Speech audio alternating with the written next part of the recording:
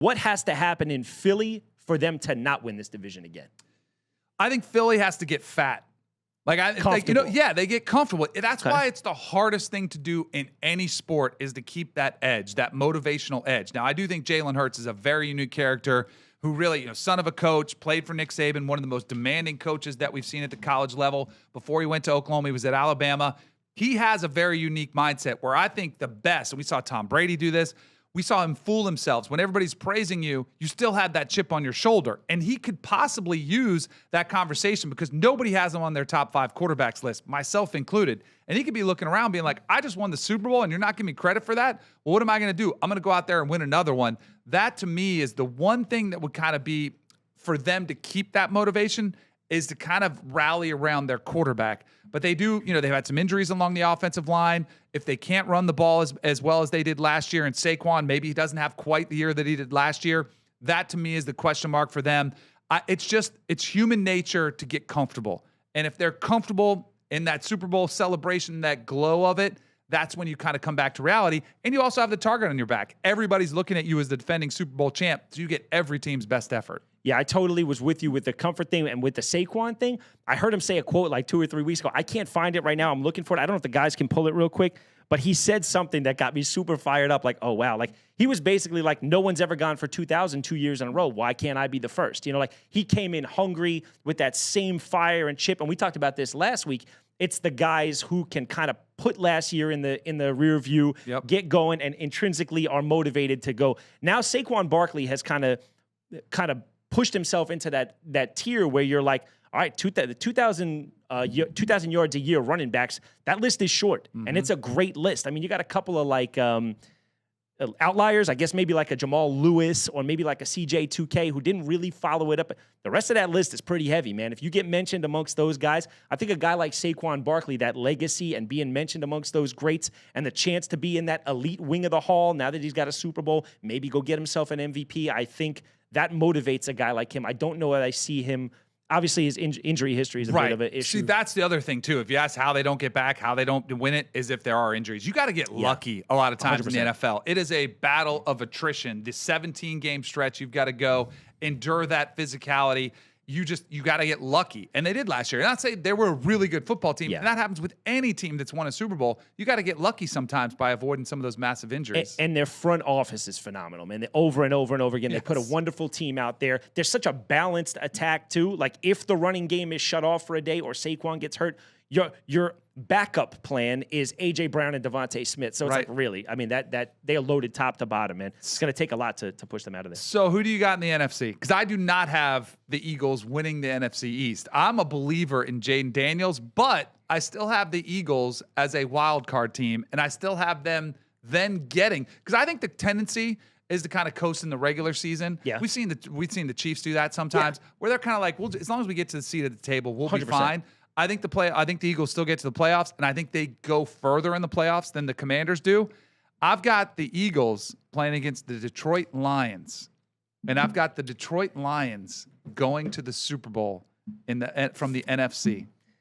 Danny, I've got the Detroit Lions playing the Philadelphia Eagles. In the NFC Conference Championship game? In the NFC Championship. Nice. And I got the Philadelphia Eagles getting through. So that's pretty interesting. Yeah, I don't know what I think Detroit did any different than last year. Did they make any big moves that I'm overlooking right now? I think Laporte is a year better. Yep. For sure. Amon-Ra's Amon-Ra. Yep. But I don't know what I think they did. So they lost their offensive coordinator, which is huge. Didn't they lose their defensive coordinator too? Yeah, they lost both coordinators. But I do feel culturally, this is where I think Dan Campbell has done such a fantastic job, where he's kind of embraced the mentality of an entire city, blue-collar city like Detroit. We're going to be tough. We're going to be built from within. They've done a really good job drafting and keeping their players around. They did lose some pieces on the offensive line, which is concerning, but I think Jared Goff is one of the more underrated, underappreciated quarterbacks in the entire NFL. He just gets knocked. The Rams sent him away to kind of quarterback purgatory with Detroit, and all of a sudden he's resurged this franchise to a place where I think they can win the Super Bowl. I obviously have him, getting there with winning this NFC. but this is a team that has a winning mentality. I feel like they're that hungry team. You know, we're talking about Philly getting fat. Yeah. I think Detroit is that team that is hungry to push through. They got a little bit of taste of the playoffs last year. I think they punch it through and get to the Super Bowl. Yeah, a couple of years in a row, they're knocking on the door. You see that their leaders are the right guys. You're 100% about that. Amon-Ra St. Brown, he plays pissed. He's a smaller guy, plays much bigger. And I think, as much as any coach in the NFL, maybe not named Mike Tomlin, those guys go to war for Dan Campbell, man. Even when he first got on and the team was a bad team, quote unquote, a bad team, you got a war with them every time they showed up. They never came out flat. They never got their asses kicked. They never rolled over and died.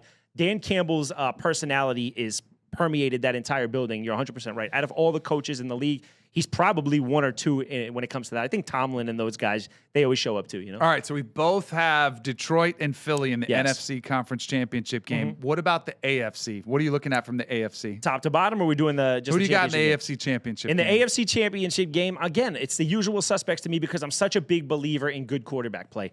I think Kansas City, Buffalo, Lamar Jackson, until he shows me he could have that monster playoff game, as good, physically talented a quarterback as I've ever seen. He does things I've never seen a quarterback do. I mean, and that goes for Michael Vick too. What did he have? Did he go 44-4 last year? Yes, Touchdowns and picks? insane.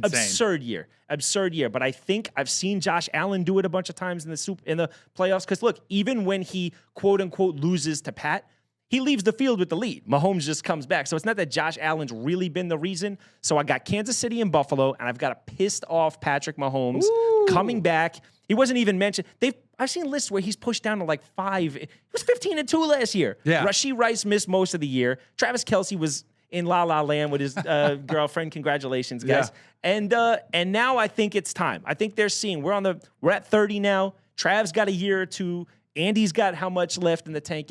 The best receiving crew I think he's had since he's been here. He gets Rashee. He's going to lose him for a couple of weeks probably. He's got Hollywood Brown, and he's got Worthy coming into his own. I think this is the year they get in there. I think Kansas City takes it over Buffalo, but I wouldn't be shocked if Buffalo came through. It's kind of crazy to say this, but I think they had the worst 15-2 season of all time. But because it was like they were getting nitpicked the whole season last year. And then what people forget about that 15-2 record, because the Super Bowl performance was so abysmal. They got murdered, that was absolutely embarrassing. So I do think they're pissed off. But are they pissed off, or are we starting to see the end of the run for Patrick Mahomes? Because that's all he's known is getting as a starter. That's all he's known is playing in conference championship games. Sure. You're asking me? Oh, you're telling me who you got? I'm telling you. For the first time in his career, the Chiefs are not going to make it to the AFC Conference Championship game. I thought you were barking up the right tree. I thought we were going to be in total agreement on both of these. No. I'm right. I got the Bills and the Ravens. I I'm a big Lamar Jackson fan. Been a fan from him. Watching him play around here locally in South Florida. Kept an eye on him at Louisville. Sure. And I was actually shockingly right for once. I thought he could take the league by storm, as long as a team embraced his running ability. And the Ravens have done that. Because a lot of times historically you would see teams get nervous of a running quarterback. We can't run him. We have to change him into a pocket passer because you can't take the pounding.